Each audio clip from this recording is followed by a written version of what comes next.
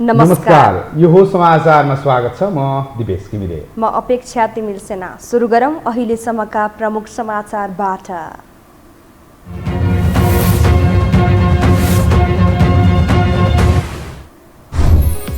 लुम्बिनी प्रदेशका मुख्यमन्त्री शंकर पोखरेलको राजीनामा स्वीकृत। प्रदेशसभाको विशेष अधिवेशन अन्त्य। माओवादी केन्द्रको नेतृत्वमा नयाँ सरकार गठनको तयारीमा गठबन्धन। दार्चुला प्रकरण र लुम्बिनीमा सांसद बन्धक बनाइएको बारे सत्य तथ्य सदनलाई दिन सरकारलाई सांसदको माग। कक्षा 12 को परीक्षा सुचारू गराउन ध्यानाकर्षण। परीक्षामा सहभागी हुने विद्यार्थीलाई कोरोना खोप दिने सरकारको निर्णय। आज 3481 जनामा संक्रमण पुष्टि, थप 30 जनाको मृत्यु। विद्युत प्राधिकरणमा कुलमानको पुनः प्रवेश, जनतालाई निराश नबनाउने प्रतिबद्धता। मासिक 20 युनिटसम्म खपत गर्नेलाई निःशुल्क बिजुली दिने सरकारको निर्णय। र अफगानिस्तानबाट सेना फिर्ता बोलाएकोमा कुनै पनि पश्चाताप नभएको अमेरिकी राष्ट्रपतिको भनाई। अफगानिस्तानका नेतालाई एकजुट भएर लड्न आग्रह।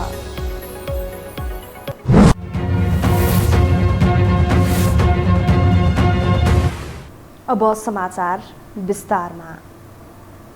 लुम्बिनी प्रदेशका मुख्यमन्त्री शंकर पोखरेलले पदबाट राजीनामा दिनुभएको छ। मुख्यमन्त्रीको राजीनामासँगै अविश्वास प्रस्तावमाथि छलफलका लागि सुरु भएको लुम्बिनी प्रदेशसभाको विशेष अधिवेशन अन्त्य गरिएको थियो।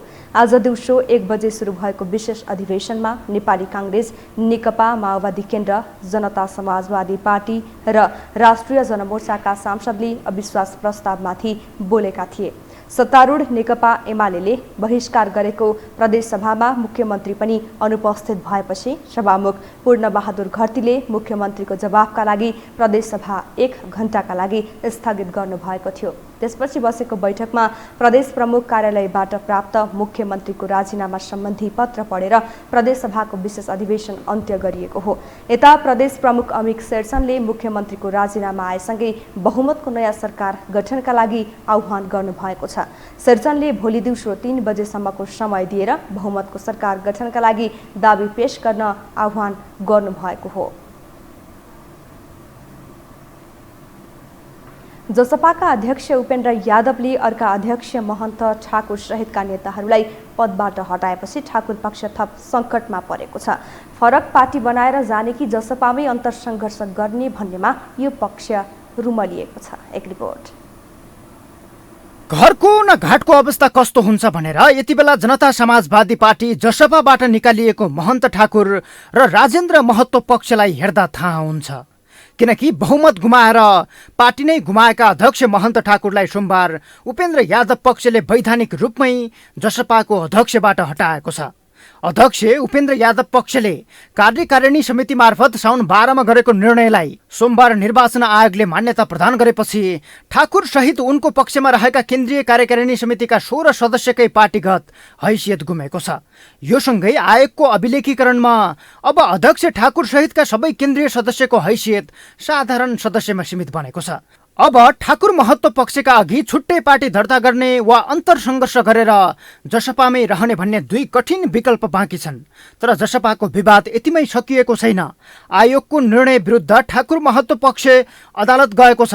अदालतमा मुद्दा विचाराधीन रहेकाले फैसलाकै आश पर्नु बाहेकको विकल्प नरहेको नेताहरू बताउँछन्। होइन, वैधानिकताले पार्टी चल्ने हो र नियम कानुन संविधान बोर्ड र झन्डाले मात्रै पार्टी चल्ने हो, जनताबाट पार्टी चल्ने हो।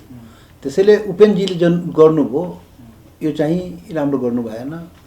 यो विभाजन जुन गराइदिनु भयो त्यो ठिक गर्नु भएन। जनताले मन पराएको छैन र उचित समयमा जनताले त्यसलाई जवाब पनि दिन्छ। यो सबै कुरा अदालतको फैसला भएपछि हुनसक्छ त्यो न्याय पाइयो भने त्यो अवस्था नहुन सक्छ। हेरौँ। जसपाका तत्कालीन वरिष्ठ नेता राजेन्द्र महतो सहितका केही नेताहरूले नयाँ दल दर्ता गर्न ठाकुरलाई दबाब दिइरहेका छन्। तर नयाँ दल दर्ता गर्दा केन्द्रदेखि स्थानीय तहसम्मका जनप्रतिनिधिको पद गुम्ने भएकाले आगामी निर्वाचनसम्मका लागि जसपामै अन्तर्सङ्घर्ष गरेर बस्नुपर्ने मत बलियो छ। तर जसपाको ठाकुर महतो पक्षलाई पनि आयोगले जसपाको एक धारका रूपमा मान्यता दिएकाले पद नजाने अधिवक्ता तथा मधेस मामिलाका जानकारहरू बताउँछन्। यो विवादभन्दा पर्नुभन्दा अगावै मोहन ठाकुरजीले छुट्टै नयाँ दल खोल्न जानुभएको भए दल त्याग हुन्थ्यो। तर अहिले उहाँले स्वेच्छाले आफू खुसी आफ्नो पहलमा आफ्नो इनिसिएटिभ लिएर दल दर्ता गर्न जानुभएको छैन। अहिले आयोगले नै के भन्छ, तपाईँ अल्पमतमा पर्नुभयो, तपाईँलाई पनि हामी राजदलको मान्यता दिन्छौँ, तपाईँ दर्ता गर्नुहोस्। यो भनेको दल त्यागको विषय होइन। त्यसरी सांसद पद रह्यो सबैको, वडा सदस्यदेखि लिएर सङ्घीय संसदको सदस्यसम्मको सम्पूर्ण जननिर्वाचित जुन पार्टीबाट निर्वाचित भएका छन् ती सम्पूर्ण पदहरू सुरक्षित नै रहन्छन्। उहाँ उपेन्द्र यादवले नेतृत्व गर्नुभएको समूहमा रहे पनि, मोहन ठाकुरजीको नेतृत्वको समूह रहे पनि, कानुनले दुईटाको परिच्छेदै फरक गरेको छ के। 2077 वैशाख 10 मा तत्कालीन समाजवादी र राष्ट्रिय जनता पार्टी बीच एकीकरण भई जसपा बनेको थियो। एकीकरणको प्रक्रिया पूरा नहुँदै पार्टीमा चरम विवाद बढेर आधिकारिकता खोजिएपछि आयोगले जसपा दर्ता गर्दा कायम रहेको 51 सदस्यीय केन्द्रीय कार्यकारिणी समिति मध्ये 34 सदस्य रहेको यादव पक्षलाई मान्यता दिने निर्णय सुनाएको थियो।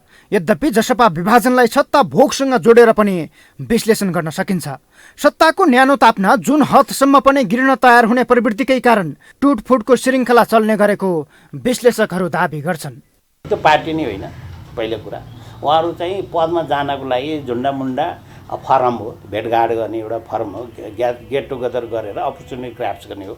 जस्तै हिजो 20वटा महन्त ठाकुरका क्याम्पमा थिए, आज फेरि 20वटा उता उपेन्द्र यादवका सम्म पुग्यो। उहाँहरू किन दोग्रिराख्नु भएको छ भन्दा पदकै लाग्यो, किनभने उहाँहरूमा एउटा कल्चर छ।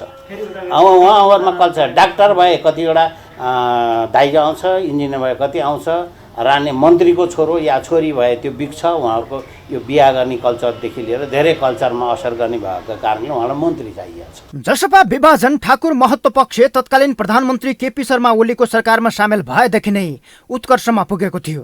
सत्ता बहिर्गमनसँगै यो पक्ष कामना काजको बनेको छ भने सरकार परिवर्तनमा देउबालाई सघाउँदै आएको यादव पक्ष अब सरकारमा सामेल हुँदैछ। यादव पक्षले ठाकुर पक्षलाई पूर्णतः बाइपास गरेर पार्टी गतिविधि सञ्चालन गरिरहेको छ। ठाकुर पक्षले पनि मधेस फर्किएर आफ्ना गतिविधिलाई बढावा दिइरहेको छ। यसर्थ दुई समूह एक भएर जाने सम्भावना त छैन नै। ठाकुर पक्षले तत्कालै फरक पार्टी बनाएर जाने अवस्था पनि देखिँदैन। यो टेलिभिजनका लागि क्यामेरामा सञ्जय घिमिरेका साथमा सन्तोष बेके थापा, काठमाडौँ। राष्ट्रिय सभाको शून्य समयमा सांसदहरूले समसामयिक विषयमा आफ्नो धारणा राखेका छन्। मध्यपश्चिम विश्वविद्यालयमा विद्यार्थीमाथि भएको कुटपिटदेखि कक्षा 12को परीक्षामा भएको अन्यलता र दार्चुलामा भारतीयले तुइन काटेको विषयप्रति सांसदले सरकारको ध्यान आकर्षण गराए। एक रिपोर्ट। राष्ट्रिय सभाको बुधबारको बैठकमा बोल्दै सांसदहरूले समसामयिक विषय र आफ्नो क्षेत्रमा देखिएका समस्याको सम्बन्धमा आफ्नो धारणा राख्दै सरकारको ध्यान आकर्षण गराएका छन्।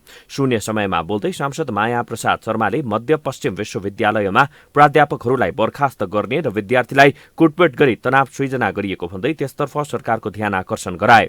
उनले लुम्बिनी प्रदेश सांसद विमला ओलीलाई लुम्बिनी प्रदेश मुख्यमन्त्रीको कार्यालयमा बन्धक बनाइएको भन्ने घटनाको यथार्थताको पनि जानकारी मागे। लुम्बिनी प्रदेशको मुख्यमन्त्री कार्यालयमा सांसद विमला ओली बन्धक बनाएको खबर आएको छ।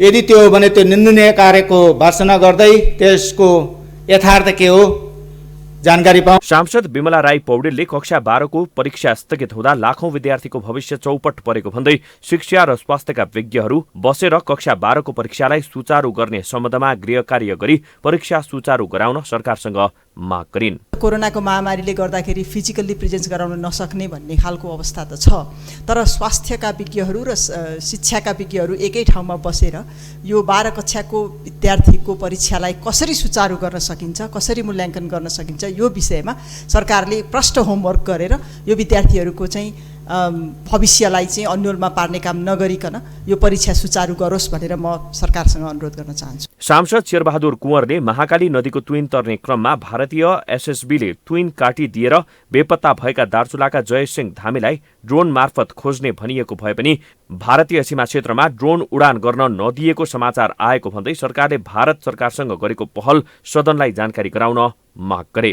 केही दिन पहिले ड्रोनबाट खोजी कार्य भइरहेको मिडियामा आएको थियो र भारतको तर्फबाट पनि खोजी कार्यको लागि एसएसपीलाई परिचालन गरिएको भनेको थियो।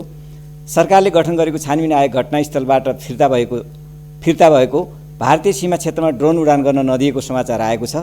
के यो सत्य हो? यदि यो सत्य हो भने सरकारले भारत सरकारसँग यो विषयमा के पहल गरेको छ सदनलाई जानकारी चाहियो। धन्यवाद। सांसद सिंहबहादुर विश्वकर्माले रत्न पार्कमा रहेको अस्थायी बस पार्क हटाउँदा दोलखा, रामेछाप, सिन्धुपाल्चोक जिल्लाबाट आउने सर्वसाधारणहरू गन्तव्यमा पुग्न नपाई अलपत्र परेको भन्दै यातायात व्यवस्थालाई सरल र सुलभ बनाउन सम्बन्धित निकायको ध्यान आकर्षण गराए। सांसद सुमित्रा कुमारी बिर्सीले रुकुम पश्चिम त्रिवेणी गाउँपालिकामा मनकुमारी खड्काको हत्या भएको 2 हप्ता पुगिसकेको उल्लेख गर्दै यस घटनाको यथार्थ पत्ता लगाई दोषीलाई कारवाही गर्न माग गरिन्।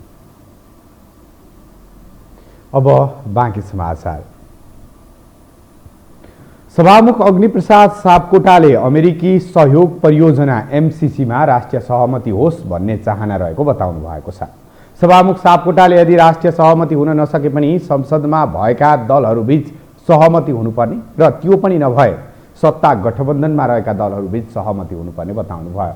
अमेरिकी सहयोग परियोजना सम्बन्धी सम्झौता अनुमोदनका लागि संसदमा विचाराधीन छ। सत्तारूढ दल नेपाली कांग्रेसका उपसभापति विजय कुमार गच्छेदारले संविधान त्रुटिपूर्ण रहेको भन्दै त्यसलाई सच्याउने कामको नेतृत्व कांग्रेस आफैले गर्नुपर्ने बताउनु भएको छ।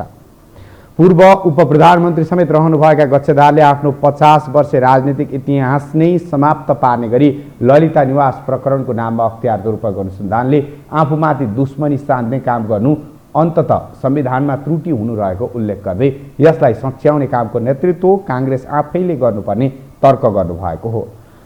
आज विश्व आदिवासी दिवसको अवसर पारेर पार्टी केन्द्रीय कार्यालय सानेपामा आयोजित एक कार्यक्रममा बोल्दै उहाँले संविधान निर्माण गर्न महत्त्वपूर्ण योगदान पुर्याउने आफूमाथि संविधानकै आडमा दुश्मनी साध्ने काम तत्कालीन राज्यले गरेको भन्दै आक्रोश व्यक्त गर्नुभयो।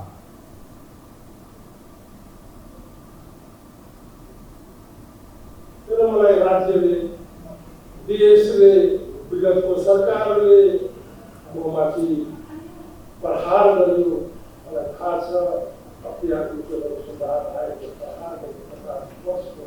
इतिहासलाई मेटाउँदै गरिकन थारूको छोरा जनजातिको छोरालाई मेरो इतिहासलाई चकनाचुर पार्ने गरिकन ललिता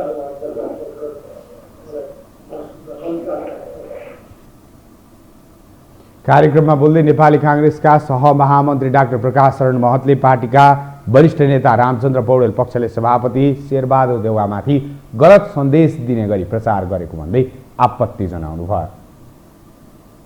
सहमहामन्त्री महतले पुरानै प्रतिनिधिबाट पार्टीको केन्द्रीय कार्य समिति चयन गरौं भन्ने पौडेल पक्षको प्रस्ताव आफैमा वैधानिक नहुने तर्क गर्नुभयो।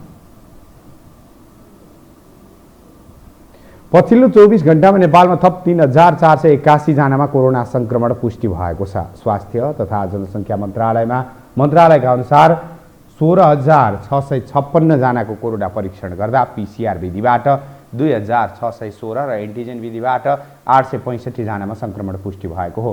त्यस्तै थप 30 जनाको मृत्यु भएको छ। यो सँगै नेपालमा कोरोनाका कारण ज्यान गुमाउनेको संख्या 10180 पुगेको छ। त्यस्तै थप 1885 जना संक्रमण मुक्त भएका छन्। नेपालमा हाल कोरोनाका सक्रिय संक्रमित 38033 रहेका छन्।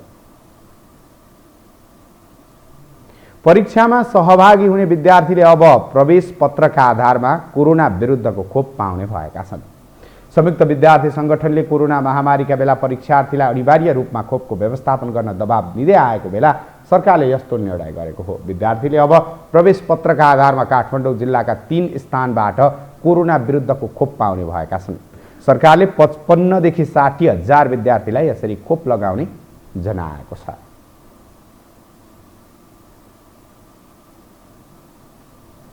हामीसँग समाचार बाँकी नै छन्। अहिलेलाई विश्राम।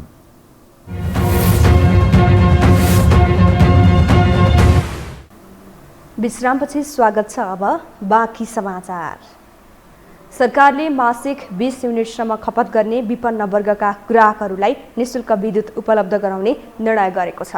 ऊर्जा, जलस्रोत तथा सिंचाइ मन्त्री पम्फा भुषालले आज पत्रकार सम्मेलन गर्दै नेपाल विद्युत प्राधिकरण सञ्चालक समितिले यो निर्णय गरिसकेको जानकारी दिनुभयो। हाल यस्तो सुविधा 10 युनिटसम्म मात्रै खपत गर्नेहरूले पाइरहेका छन्। यसअनुसार महिनामा 20 युनिट मात्रै खपत गर्ने ग्राहकले 30 रुपैयाँको डिमान्ड शुल्क मात्रै तिर्दा हुनेछ। विद्युतको धनी देश भन्छौँ, तर अलिक महँगो विद्युत र भएको र सबैको पहुँच नभए जस्तो छ। अहिले चाहिँ जनताले अलिकति राहतको महसुस गरून् जनताको जीवनमा भन्ने उद्देश्यले चाहिँ 20 युनिटसम्म बत्ती बाल्ने गरिब विपन्न जो जनता हुनुहुन्छ उहाँहरूलाई चाहिँ हामी निःशुल्क विद्युत दिने चाहिँ हाम्रो विद्युत उसको प्राधिकरणको बोर्डबाट हामीले पास नै गरिसकेका छौँ। त्यसैले 20 युनिट बिजुली, यसो गर्दाखेरि 20 लाखभन्दा बढी हाम्रा घर परिवार चाहिँ यसबाट लाभान्वित हुन्छन्। मन्त्री भुसालले विपन्न स्तरका जनतालाई राहत दिने गरी यस्तो निर्णय भएको बताउनुभयो।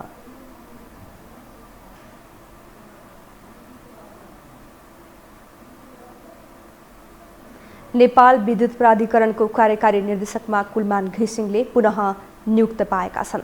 सोमबार बसेको मन्त्री परिषद बैठकले घिसिङलाई कार्यकारी निर्देशकमा नियुक्त गर्ने निर्णय गरेपछि बुधबार उनले पद बहाली गरेका हुन्। तर कुलमानका अघि चुनौतीका चाङ लागेका छन्। एक रिपोर्ट। नेपालको कर्मचारी तन्त्रमा जनस्तरबाटै सबैभन्दा बढी खोजिएका र रुचाइएका पात्र हुन् कुलमान घिसिङ। उनको विदाईमा जनतामा देखिएको निराशापन र पुनः नियुक्तिमा देखिएको उत्साह कुनै राजनेता भन्दा कमताको छैन। नेपाल विद्युत प्राधिकरणमा पहिलो पटकको कार्यकाल सम्हाल्दा कुलमानले देशलाई लोड सेडिङ मुक्त गरे। 4 वर्षीय कार्यकाल पूरा गरेर घर फर्किँदा 35 अर्ब घाटामा रहेको प्राधिकरणलाई कुलमानले करिब 12 अर्ब नाफाको ग्राफमा चढाएपछि उनको चौतर्फी वाही भएको थियो। उनै कुलमानलाई बुधबार सरकारले 11 महिनापछि पुनः विद्युत प्राधिकरणको कार्यकारी निर्देशकमा 4 वर्षका लागि नियुक्ति गरेको छ। नियुक्ति लिएसँगै कुलमानले आफू ठुलो चुनौती लिएर आएको बताउँदै काम नगर्ने कसैलाई पनि उन्मुक्ति नहुने स्पष्ट पारेका छन्। मैले यो सेकेन्ड इनिङ, यो दोस्रो कार्यकालको लागि जुन हिसाबले स्वीकारेर आएको छु, ठुलो चुनौती स्वीकारेर आएको छु। वास्तवमा मेरो व्यक्तिगत जीवनमा यो जति चुनौती मलाई लाग्छ अरू हुने छैन। यो प्राधिकरणलाई फेरि पनि अगाडि बढाउनु पर्यो भन्ने जुन अपेक्षा होइन, त्यसले गर्दा पनि मैले यो ठुलो रिस्क लिएको छु। मेरो व्यक्तिगत जीवनमा योभन्दा चुनौती सायद नहोला। 2073 को भदौ 29मा पहिलो पटक कार्यकाल सम्हालेका कुलमानले गत वर्षको भदौ 29मा 4 वर्षीय कार्यकाल सकाएर घर फर्किएका थिए। केपी शर्मा ओलीको तत्कालीन सरकारले कुलमानलाई नै पुनः नियुक्ति गर्नुपर्ने भन्दै आएको जनदबावलाई दबाउने काम गरेको थियो। उनको पुनर्नियुक्तिलाई लिएर सामाजिक सञ्जालदेखि सडकमा प्रदर्शनसम्म गरिए, तर तत्कालीन सरकारले वास्ता गरेन। बरु उनको ठाउँमा हितेन्द्र देव साक्यलाई प्राधिकरणको जिम्मा लगाइदियो। यसै कारण सरकारले जनस्तरबाट आलोचना र विरोध खेप्नु पर्यो। अहिले सरकार परिवर्तन भएको छ। नेपाली कांग्रेसका सभापति शेरबहादुर देउबा प्रधानमन्त्री भएसँगै कुलमानको पुनः नियुक्ति हुने चर्चा सुरु भएको थियो। नभन्दै सरकारले बुधबार कुलमानलाई पुनः नियुक्ति दिएको हो। तर सरकारले एउटै व्यक्तिबाट मात्रै प्रणाली चल्छ भनेर अरूलाई विश्वास नगरेको भन्दै आलोचना पनि भइरहेको छ। कार्यकारी निर्देशक नियुक्ति हुने, त्यसको बर्खास्ती हुने, बहिर्गमन हुने आफ्नो एउटा स्पष्ट परिभाषित पद्धति छ नि। त्यो पद्धतिभन्दा बाहिर गएर हामीले काम गर्न खोज्नु भनेको त एउटा अनिश्चितता निम्त्याउने एउटा हस्तक्षेपकारी भूमिका हो नि त। त्यो चाहिँ गर्नु हुँदैन भन्ने नै हामीले मान्यता राख्नुपर्छ। हिजो पनि यो मान्यता हामीले स्थापित गर्न खोजेको हौँ। भलै स्थापित गर्न खोज्दै पनि कति भएनन्, त्यो एउटा समीक्षाको विषय होला। तर हिजो जे भयो आज फेरि त्यही चिज गर्नुपर्छ भन्ने मान्यता राख्नुहुन्न। दोस्रो पटकको नियुक्तिसँगै कुलमानलाई अवसर र चुनौती दुवै देखिएका छन्। अवसरको सदुपयोग गर्दै देशलाई विद्युतको क्षेत्रमा आत्मनिर्भर बनाउनु पर्ने र अन्य देशलाई बेच्न सक्ने बनाउने चुनौती उनमा छ। देश बाहेकको सबैभन्दा ठुलो चुनौती पहिलो कार्यकालको छवि बचाइराख्नु पर्नेछ।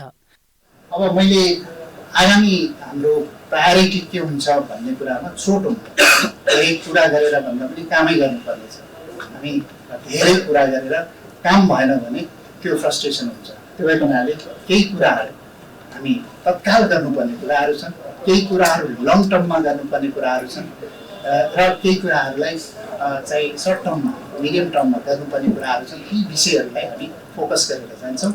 कुलमान बाहिरिएसँगै कमजोर बनेको व्यवस्थापनलाई चुस्त बनाई हाल हुँदै आएको 17% विद्युत चुहावटलाई रोक्नु छ। डेडिकेटेड र ट्रङ्क लाइनको सुविधा उपभोग गरे बापत प्राधिकरणले 15 अर्बभन्दा बढी रकम उठाउनु पर्नेछ।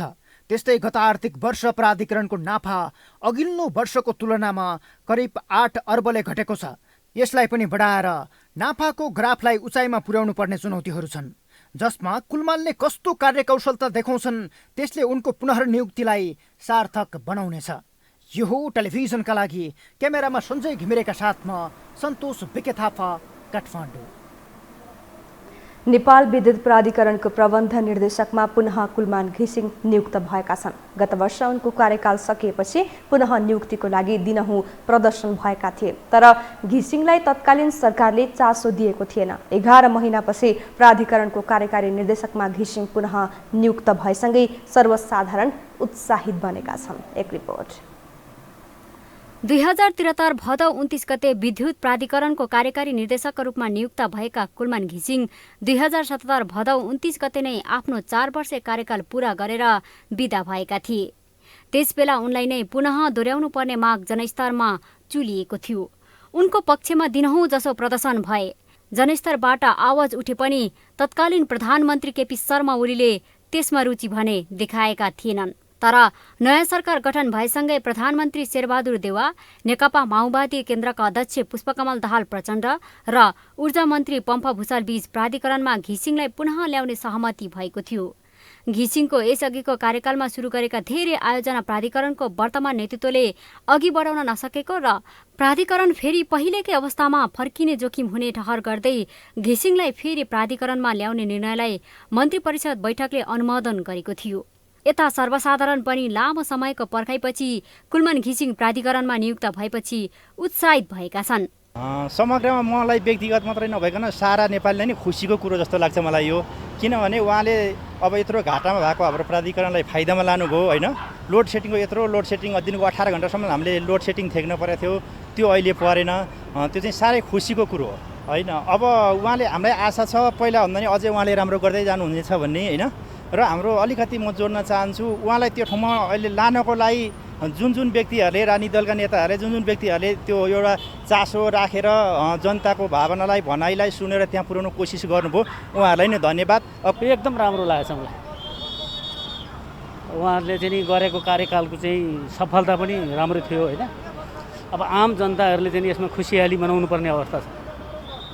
हिजो पनि उहाँले चाहिँ गर्नुभएको यो लोड सेडिङ मुक्त चाहिँ नि त्यो अवस्थाले पनि हामी चाहिँ जनताहरू उहाँ आएकोमा हामी खुसी व्यक्त गर्दछौँ। कुलमान घिसिङ कार्यकाल सकिएर बिदा भएपछि लोड सेडिङ हुन थालेको भन्दै जनस्तरबाट गुनासो आउन थालेको थियो। लामो समयको पर्खाइपछि फेरि पनि कुलमान घिसिङ नै प्राधिकरणमा नियुक्त हुँदा धेरै खुसी भएको सर्वसाधारण बताउँछन्।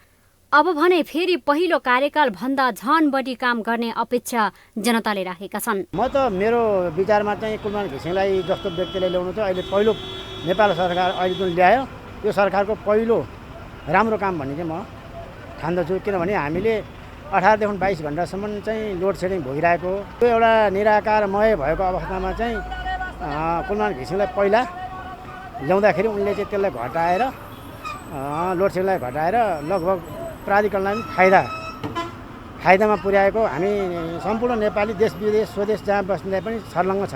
खुसी मात्रै होइन, यसको सीमै छैन। कुलमान घिसिङलाई अहिलेको अवस्थामा ल्याउनु चाहिँ चाहे राजनीतिक पार्टी आफ्नो ठाउँमा होस्, हामीलाई त्यो सरकारको कुरो रहेन। देश र जनताको लागि चाहिँ गर्ने मान्छे ल्यायो, यस्तै गरी राम्रो काम गर्दै जाउँ। कुलमान घिसिङ जस्तो मान्छेलाई चाहिँ लिएर आएर र उहाँले पनि यो पहिलाको भन्दा पनि अझै राम्रोसँग गर्नुहुन्छ भन्ने हामीलाई चाहिँ विश्वास छ। जुन बेला 16-17 वर्ष लोड सेडिङको अवस्था चाहिँ हामी सामु छ भनिरहेको अवस्थामा त्यही बेलामा हामीले कुलमान घिसिङजीलाई पायौँ। उहाँले चाहिँ सर्लको एउटा जादुको छडी नै चलाइदिनु भयो। 16-17 वर्ष भनिराखेको अवस्थामा उहाँ जाने बित्तिकै टोटल्ली चाहिँ अब केही त थपियो पनि होला र त्यहाँको चाहिँ एउटा प्रक्रिया काम चाहिँ मिलाउने क्रममा पनि उहाँले चाहिँ राम्रो भूमिका खेलिदिनु भयो। रात दिन 24 घण्टा जतिखेर चाहिँ बत्ती जाँदा पनि चाहिँ कुलमान घिसिङ भइदिएको भई अवस्था सिर्जना हुँदैन थियो। जबकि सरकारले पनि चाहेन, त्यहाँभित्र पनि त्यहाँ चाहिँ अब नमिलेको कुरा केही होला र चाहिँ अब जनतालाई यो चाहिँ बत्ती दिन नखोजेको हो कि र त्यहाँबाटै दिन नचाहेको हो कि र आफ्नो व्यक्ति नियुक्त गरिसकेपछि जे मन लाग्छ त्यो गर्न पाइने हो कि भने जस्तो यस्तो पनि अवस्था सिर्जना भएको छ। त्यसकारण आजको दिनमा जो नेपाली जनताले चाहनु भएको छ त्यो नै काम भएको छ त्यसो भएकोले उहाँलाई धन्यवाद दिन चाहन्छु। 4 वर्ष कार्यकालमा दैनिक 18 घण्टासम्म लोड सेडिङ भइरहेको अवस्थामा कार्यकारी निर्देशकमा नियुक्त भएका घिसिङले आफ्नो कार्यकालको पहिलो वर्षमै उपत्यकामा लोड सेडिङ अन्त्य गरेका थिए। देश लोड सेडिङबाट आक्रान्त भइरहेका बेला चमत्कारिक रूपमा लोड सेडिङ अन्त्य गरेपछि नेपाली माझ कुलमान हिरो भएका थिए। कुलमान विद्युत प्राधिकरणबाट बाहिरेपछि फेरि लोड सेडिङ बिहोर्नु पर्ने हो कि भन्ने चिन्ता आम नेपालीमा थियो। बेला बेला बत्ती जाने क्रम बढेको अनुभूति भइरहँदा मानिसहरूले फेरि उनकै नाम सम्झिन थालेका थिए। तर ढिलै भए पनि कुलमान घिसिङ प्राधिकरणमा नियुक्त भएपछि अब लोड सेडिङ नहुनेमा सर्वसाधारण ढुक्क देखिएका छन्। यो हो टेलिभिजनका लागि क्यामेरामा निशान तामाङका साथमा लीलामाया ठटाल, काठमाडौँ। अब बाँकी समाचार। संवैधानिक आयोगहरूले आफ्ना कार्यालयमा विशिष्ट श्रेणीको कर्मचारी अर्थात् सचिव प्रमुख रहने गरी दरबन्दी व्यवस्था गर्न सरकारसँग माग गरेका छन्। संविधान अनुसार बनेका राष्ट्रिय महिला आयोग, राष्ट्रिय दलित आयोग, राष्ट्रिय समावेशी आयोग, जनजाति आयोग, मधेसी आयोग, थारू आयोग र मुस्लिम आयोगले आफ्ना कार्यालयहरूमा नेपाल सरकारको सचिव सरहको दरबन्दीको तत्काल व्यवस्था गर्न सरकारसँग माग गरेका हुन्। मुस्लिम आयोगका अध्यक्ष समीम मिया अन्सारीले अन्य मन्त्रालयसँग सहज ढङ्गले कार्य सम्पादन गर्न पनि सचिव स्तरको दरबन्दी आवश्यक भएकाले यसको तत्काल व्यवस्था गर्न सरकारलाई आग्रह गर्ने निर्णय गर्नु परेको स्पष्ट पार्नुभयो। हाल ती समावेशी आयोगहरूमा सहसचिव सरह रहने गरी कर्मचारीको व्यवस्था गरिएको छ। आयोगले सम्पर्क मन्त्रालयको रूपमा प्रधानमन्त्री तथा मन्त्री परिषद कार्यालय तोकिदिन पनि सरकारलाई भनेको छ। 2072 सालमा विनाशकारी भूकम्प गएपछि हरिहर भवन तहस नहस भयो। भवनमै रहेको नेपाल राष्ट्रिय पुस्तकालयका 1,50,000 पुस्तकहरू अन्यत्र स्थानान्तरण गरेर संरक्षण तथा व्यवस्थापन गरियो। तर भूकम्प गएको 6 वर्ष बित्दा पनि विवादका कारण भवन निर्माण हुन सकेको छैन। अर्थात् यसबीच धेरै संरचनाहरूले पुनर्निर्माण भए पनि राष्ट्रिय पुस्तकालयको भवन निर्माण अझै सरकारी प्राथमिकतामा पर्न सकेको छैन। एक रिपोर्ट। भूकम्प गएको अहिले 6 वर्ष कटिसकेको छ। यसबीचमा धेरै संरचनाहरूको पुनर्निर्माण भए पनि राष्ट्रिय पुस्तकालयको भवन निर्माण भने अझै अलपत्र अवस्थामा छ। अर्थात् भवन निर्माणबारे धेरै काम अघि बढिसकेको भए पनि भवनको काम रहस्यमय तरिकाले रोकेर राखिएको छ। सरकारले पुस्तकालयको भवन जमलमा सार्न करिब 8 रोपनी जमिन पुस्तकालयकै नाममा नामसारी गरिदिएको छ। यो जमिनमा 9 तलाको राष्ट्रिय पुस्तकालय भवन बनाउने मास्टर प्लान 77 सालमै पास भएको थियो। नयाँ भवन बनाउनुपर्छ भन्ने माग बोकेर सत्यमोहन जोशीसहित 60 जना विद्वान अभियन्ताहरूले तत्कालीन प्रधानमन्त्री केपी शर्मा ओलीलाई ज्ञापन पत्र बुझाएका पनि थिए। ओली राष्ट्रिय पुस्तकालय बनाउने योजनामा सकारात्मक भए, तर जब भवन बनाउने नै बेला भयो अज्ञात अप्रत्याशित चलखेल हुन थाल्यो। पुस्तकालय बनाउन नपर्ने कुनै कारण थिएन, कुनै कारण अहिलेसम्म जानकारीमा पनि छैन। तर मन्त्री परिषदबाटै केपी शर्मा ओलीले एउटा निर्णय गरेर भवन बनाउने काम रोक्न आदेश दिए, जुन अझै सुचारू हुन सकेको छैन। त्यसको किनै बन्न सकेन भन्ने कुराको ठ्याक्कै आन्सर चाहिँ त्यो 2077 साल साउन 5 गतेको मन्त्री परिषदको निर्णयले राष्ट्रिय पुस्तकालय भवन निर्माण कार्य तत्काललाई स्थगित गर्ने भनेको भएर मन्त्री परिषदको निर्णयको कारणले गर्दा अहिलेसम्म त्यो अगाडि नबढेको अवस्था हो। जमलको जमिन टुँडिखेल बृहत योजनाका कारण भवन बनाउन नखोजिएको दाबी पनि थियो।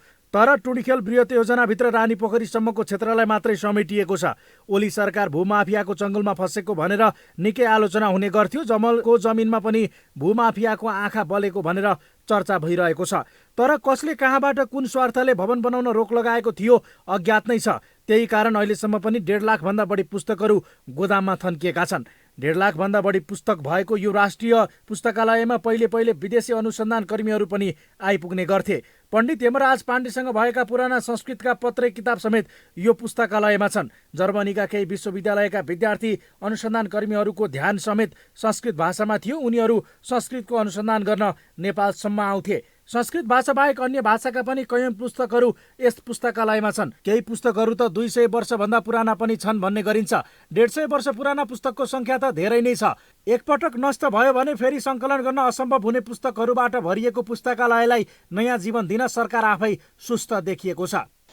नपुगेको किन हो भनेदेखि त्यसको भवन बनाउने भनेर भन्ने योजना थियो। भवनमा जाने व्यापारीहरूले आँखा लाए। व्यापारीहरूको सम्बन्ध भनेको राजनीतिज्ञसँग हुन्छ। राजनीतिज्ञ र व्यापारी छुट्टिया छैनन् हाम्रो देशमा, किनभने ती एउटै जात हुन्। तपाईँहरूले देखिसक्नु भएको छ, किनभने कसरी चाहिँ नि व्यापारीहरू राजनीतिज्ञ बन्छन्, कसरी राजनीतिज्ञहरू व्यापारी बन्छन्। त्यो दोहोरो किसिमको संवादले गर्दाखेरि चाहिँ नि उनीहरूले ठाउँ बनाउन सकेनन्। परिणाममा त त्यो खेर गयो। जमलमा बनाउने भनेर भन्ने किसिमको त्यत्रो विशाल चिन्तन थियो, आखिर जमलमा पनि बनाउन सकेनन्। अब अन्त्यतिर बनाउन सक्ने ठाउँ भएन, अनि त्यसलाई लगेर बोरामा राखे। बोरामा राख्ने होइन नि अहिले त। अहिले भक्तपुरको सानो ठिमीमा अस्थायी पुस्तकालय बनाएर पुस्तकहरूको संरक्षण तथा व्यवस्थापनको प्रयास भइरहेको छ। अस्थायी रूपमा निर्माण गरिएको यो पुस्तकालय कति समय चल्छ भन्न सकिन्न, तर प्रश्न पुस्तकालय भवन निर्माणको हो। प्रत्येक देशमा आफ्नो राष्ट्रिय पुस्तकालय हुने गर्छ। देशभित्र प्रकाशित हुने सबै पुस्तकहरूको 2 प्रति राष्ट्रिय पुस्तकालयलाई निःशुल्क उपलब्ध गराइन्छ। त्यस्ता पुस्तकहरू पुस्तकालयले सधैँका लागि संरक्षण गरेर राखिदिन्छ। राष्ट्रिय पुस्तकालय देशको सभ्यता, सान, मान र प्रतिष्ठासँग जोडेर हेर्ने गरिन्छ। तर नेपालमा भने भूकम्पले क्षति पुर्याएका सबै संरचनाहरू लगभग पुनर्निर्माण भइसक्दा समेत पुस्तकालय किन सरकारको प्राथमिकतामा पर्न सकेको छैन? प्रश्न गम्भीर छ। सुनसरी प्रहरीले 1 महिनाको अवधिमा 238 जना फरार प्रतिवादी पक्राउ गरेको छ। महिना दिनको अवधिमा जिल्ला प्रहरी कार्यालय सुनसरीका अनुसार 238 जना फरार प्रतिवादी पक्राउ गरिएको हो। पक्राउ पर्नेमा 55 जना महिला र 183 जना पुरुष रहेका छन्। विभिन्न मुद्दामा 5 दिनदेखि 20 वर्षसम्म कैद सजाय तोकिएका प्रतिवादीहरूलाई पक्राउ गरिएको हो। प्रहरीका अनुसार पक्राउ पर्नेहरूमा कर्तव्य ज्यान, डाका, अपहरण तथा शरीर बन्धक जस्ता घटनामा संलग्न व्यक्तिहरू रहेका छन्। प्रहरीले पक्राउ परेकाहरूलाई 9,35,319 रुपियाँ जरिवाना असुल समेत गरेको छ। सुनसरी प्रहरीका अनुसार जिल्लामा 4,200 जना फरार प्रतिवादी छन्।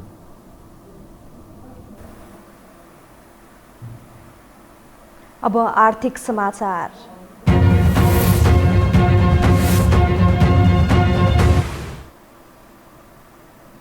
सरकार गठन भएको 1 महिना नबित्दै अघिल्लो सरकारको चरको आलोचना गर्दै अर्थमन्त्री जनार्दन शर्माले देशको वर्तमान आर्थिक अवस्थाको जानकारी नामक श्वेतपत्र सार्वजनिक गरे। तर वास्तविकता नखुलाई अर्थमन्त्रीले पूर्वाग्रह साधेको आरोप विपक्षले लगाइरहेका छन्। एक रिपोर्ट। अर्थमन्त्री जनार्दन शर्माले मंगलबार देशको वर्तमान आर्थिक अवस्थाको जानकारी नामक श्वेतपत्र सार्वजनिक गरे। शर्माले प्रतिनिधि सभामा प्रस्तुत गरेको श्वेतपत्रमा अघिल्लो सरकारले अर्थतन्त्र ध्वस्त पारेको र सरकारी कोष निरन्तर घाटामा रहेको उल्लेख गरे। तर अर्थमन्त्री शर्माले ल्याएको अर्थतन्त्रको फेहरिस्त श्वेतपत्र विरोधाभास भएको टिप्पणी हुन थालेको छ। हुन त ओली सरकारका पालामा कोरोना कहरले स्वाभाविक रूपमा अर्थतन्त्र नाजुक अवस्थामा रहेको थियो। तर वर्तमान सरकारले अघिल्लो सरकारलाई चिडियाउन नकारात्मक कुरालाई ठूलो बनाएर के कारणले अर्थतन्त्र यो अवस्थामा आयो त भन्ने कुरा नखुलाउनु दुःखद भएको विज्ञ बताउँछन्। अर्थविद डिल्लीराज खनाल वर्तमान सरकारले सतही रूपमा वास्तविकता नकेलाई अर्थतन्त्रको विश्लेषण गरेको टिप्पणी गर्छन्। सतही छ, एक अर्कोमा विरोधाभास जस्तो हिजोको समस्या के हुन्, कोभिडले चाहिँ थप गरेको समस्या के हो, अनि त्यसपछि आएर पछिल्लो समय अथवा अघिल्लो सरकारको बेलामा कहाँ कहाँ समस्याहरू रहे, तिनलाई एउटा डायग्नोसिस गरेर गर्नुपर्नेमा कहाँ अनुकूलता हुन्छ त्यो अनुकूलता आफ्नो अनुकूल हुने गरिकन व्याख्या गर्ने गरेर एउटा विरोधाभास जस्तो आर्थिक वृद्धिको 7% भन्दा अघिल्लो 2 वर्ष अझ 3 वर्ष भन्नु हो भने त तपाईँको 7.5 भन्दा अझ बढीको आर्थिक वृद्धि छ। अब त्यसलाई कसरी हेर्ने? श्वेतपत्रले घुमाउरो ढङ्गबाट केपी शर्मा ओलीको शासनकालमा अर्थतन्त्रका अधिकांश सूचक थप खस्किएको र यसलाई पुनः उद्धार गर्न सहज नरहेको संकेत गरेको छ। 2074 चैतमा पनि तत्कालीन अर्थमन्त्री डाक्टर युवराज खतिवडाले पनि देशको ढुकुटी लगभग रित्तो अवस्थामा रहेको भन्दै श्वेतपत्र जारी गरेका थिए। त्यसको पनि त्यतिबेला विरोध भएको थियो। श्वेतपत्र ल्याउने घोषणा गरेपछि वर्तमान सरकारले पनि ओली नेतृत्वको सरकारकै पथ पछ्याउने हो कि भन्ने धेरैको आशंका थियो। तथ्याङ्क सत्य नै भए पनि अर्थमन्त्री शर्माले संसदमा पेश गरेको श्वेतपत्र राजनीतिक पूर्वाग्रह साँधेर ल्याएको आभास भएको छ। आर्थिक वर्ष 73-74 मा कुल तिर्न बाँकी सार्वजनिक ऋण रु 6 खर्ब 98 अर्ब अर्थात् कुल गारहस्थ्य उत्पादनको 22.7% रहेकोमा आर्थिक वर्ष 77-78 मा 250%ले वृद्धि भई रु 17 खर्ब 29 अर्ब अर्थात् कुल गारहस्थ्य उत्पादनको 40.5% पुगेको छ। अर्थमन्त्री शर्माले तथ्याङ्क तोडमोड नगरे पनि प्रस्तुतिमा भने केही चलाखी गरेका छन्। उनले 2074 सालमा देउवाले ओलीलाई सत्ता हस्तान्तरण गर्दा र गत असार अन्तिम साता ओलीले छाडेर देउवाले फेरि पद सम्हाल्दाको बेलाको तथ्याङ्कहरू राखेर तुलनात्मक रूपमा प्रस्तुत गरेका छन्। यसले ओली सरकारले दाबी गरेको जस्तो आर्थिक विकास नभएको, बरु अर्थतन्त्रका कतिपय सूचक चिन्ताजनक अवस्थामा पुगेको प्रस्ट्याएको छ। सार्वजनिक ऋणको भार बढ्दै जाने र त्यसको उत्पादनशील क्षेत्रमा महत्तम परिचालन हुन नसक्ने अवस्थाले भविष्यमा विकासका लागि स्रोतको अभाव हुन सक्ने र विकास वित्त परिचालनका लागि उच्च लागत पर्न जाने देखिन्छ। साथै उच्च दरमा हुने आन्तरिक ऋण परिचालनले निजी क्षेत्रको वित्तीय साधनको उपलब्धतामा समेत नकारात्मक प्रभाव पर्न जाने देखिन्छ।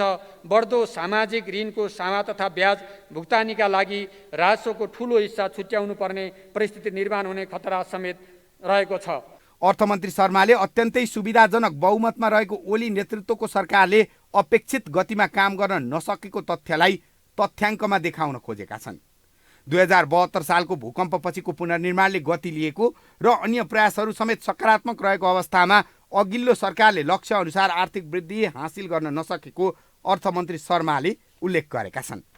हरेक आर्थिक वर्षमा लिएको आर्थिक वृद्धिको लक्ष्य र यसको प्राप्ति उल्लेख गर्दै शर्माले सरकारले लक्ष्य भेट्टाउन नसकेको स्मरण गराएका छन्। अर्थमन्त्री शर्माले 2076-77मा 8.5% आर्थिक वृद्धिको लक्ष्य लिएकोमा 2.1%ले ऋणात्मक भएको बताइरहँदा सो वर्ष कोभिडको रोकथामका लागि गर्नुपरेको लकडाउनको विषय उल्लेख गरेका छैनन्। श्वेतपत्रले अर्थतन्त्रका मुख्य समस्याका रूपमा उत्पादनशील क्षेत्रलाई आन्तरिक तथा बाह्य लगानी आउन नसक्नु, उत्पादनमुखी भन्दा व्यापार केन्द्रित लगानी बढ्नु, उच्च उत्पादन लागत र सरकारको विकास खर्च गर्ने क्षमतामा कमी आउनुलाई देखाइएको छ। त्यसैगरी आर्थिक वृद्धि र रोजगारी सृजना बीचको कमजोर सम्बन्ध, आर्थिक वृद्धिको लाभको असमान वितरण र अनौपचारिक क्षेत्रको हिस्सा घट्नुलाई पनि अर्थतन्त्र कमजोर हुनुको कारणको रूपमा औँल्याइएको छ। यो समाचारका लागि दिपेश घिमिरे, काठमाडौँ। हामीसँग अन्तर्राष्ट्रिय र खेल समाचार बाँकी नै छन्। अहिलेलाई विश्राम।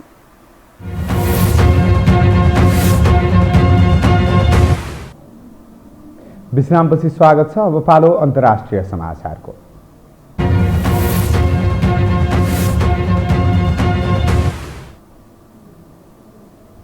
अमेरिकी राष्ट्रपति जो बाइडेनले अफगानिस्तानबाट सेना फिर्ता गर्ने फैसलामा कुनै पनि पश्चाताप नभएको बताएका छन्।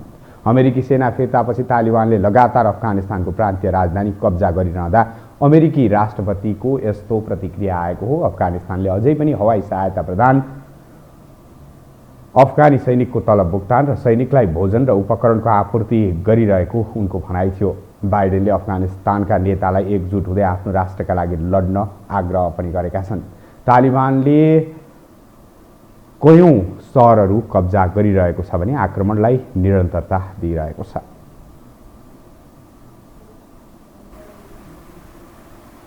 अब खेलकुद समाचार।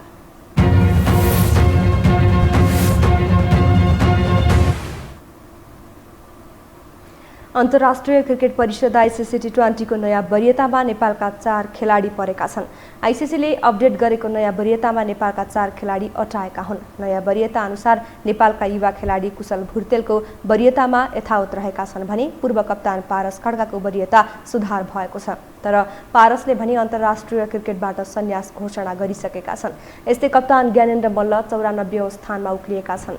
बलिङ वरियतामा नेपालका सन्दीप लामिछाने 77औं स्थानमा रहेका छन्। नेपालको T20 र 1 दिवसीय वरियता भने यथावत रहेको छ। खेल समाचारसँगै हामी यो समाचारको अन्त्यमा आइपुगेका छौं। बिदा हुनु अघि प्रमुख समाचार पुनः एकपटक।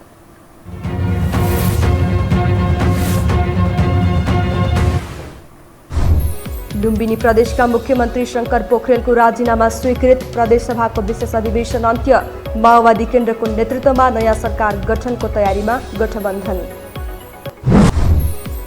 दार्चुला प्रकरण र लुम्बिनीमा सांसद बन्धक बनाइएको बारे सत्य तथ्य सदनलाई दिन सरकारलाई सांसदको माग। कक्षा 12 को परीक्षा सुचारू गराउन ध्यानाकर्षण। परीक्षामा सहभागी हुने विद्यार्थीहरूलाई कोरोना खोप दिने सरकारको निर्णय। आज 3481 जनामा संक्रमण पुष्टि, थप 30 जनाको मृत्यु। विद्युत प्राधिकरणमा कुलमानको पुनः प्रवेश, जनतालाई निराश नबनाउने प्रतिबद्धता, मासिक 20 युनिटसम्म खपत गर्नेलाई निःशुल्क बिजुली दिने सरकारको निर्णय। र अफगानिस्तानबाट नेता फिर्ता बोलाएकोमा कुनै पनि पश्चाताप नभएको अमेरिकी राष्ट्रपतिको भनाई। अफगानिस्तानका नेतालाई एकजुट भएर लड्न आग्रह।